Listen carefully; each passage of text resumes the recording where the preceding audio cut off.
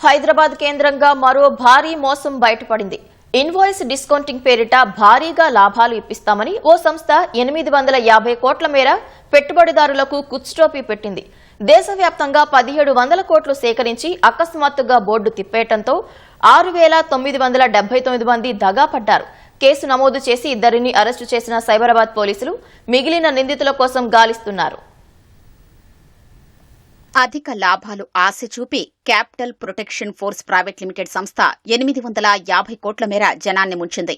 నిందితులు capital protection force private limited కు అనుబంధంగా ఫాల్కన్ ఇన్వాయిస్ డిస్కౌంటింగ్ కంపెనీ పేరిట భారీ కుంభకోణానికి పాల్పడ్డారు. అమర్దీప్ కుమార్, ఆర్యన్ సింగ్, యోగేందర్ సింగ్, పవన్ కుమార్ ఓదెలా, కావ్య నల్లూరి తదితరులంతా కలిసి capital protection force private limited పేరిట సంస్థను ఏర్పాటు చేశారు. Pawan Kumar vice president, Kavya Nalluri director గా వ్యవహరిస్తున్నారు. ఆ సంస్థకు అనుబంధంగా ఫాల్కన్ ఇన్వాయిస్ డిస్కౌంటింగ్ సంస్థ, Falcon capital ventures private limited సహా మరికొన్నింటిని ఏర్పాటు చేశారు. కంపెనీల నిధుల సమీకరణలో భాగంగా ఉపయోగించే ఇన్వాయిస్ డిస్కౌంటింగ్ ను తెరపైకి తెచ్చి జనాన్ని వంచారు.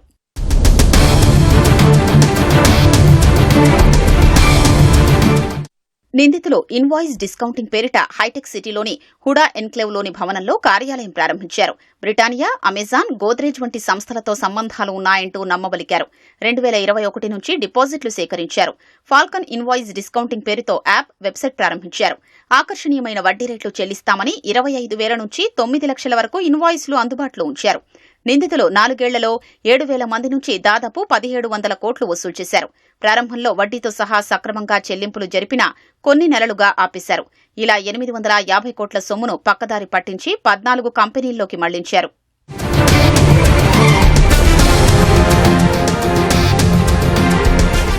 పలు కంపెనీల్లో పెట్టుబడులు పెట్టినా సదరు సంస్థల నుంచి డబ్బు రాకపోవడంతో ఇన్వాయిస్లు కొనుగోలు చేసిన వారి నుంచి ఒత్తిడి పెరుగుతూ వస్తోంది.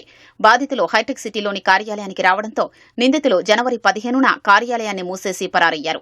మోసపోయినట్లు గుర్తించి సైబరాబాద్ పోలీసుల్ని ఆశ్రయించారు. 40 మంది నిందితుల పేర్లను ఎఫ్ఐఆర్లో చేర్చి సాంకేతిక ఆధారాలతో పవన్ కుమార్ ఓదెలా, కావ్య నల్లూరిని అరెస్ట్ చేశారు.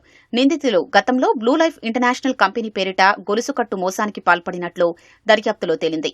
సొమ్ము రికవరీ చేయడానికి పోలీసులు ప్రయత్నిస్తున్నారు. ఈ కేసులో ప్రమేయమున్న మరికొందరి కోసం గాలిస్తున్నారు.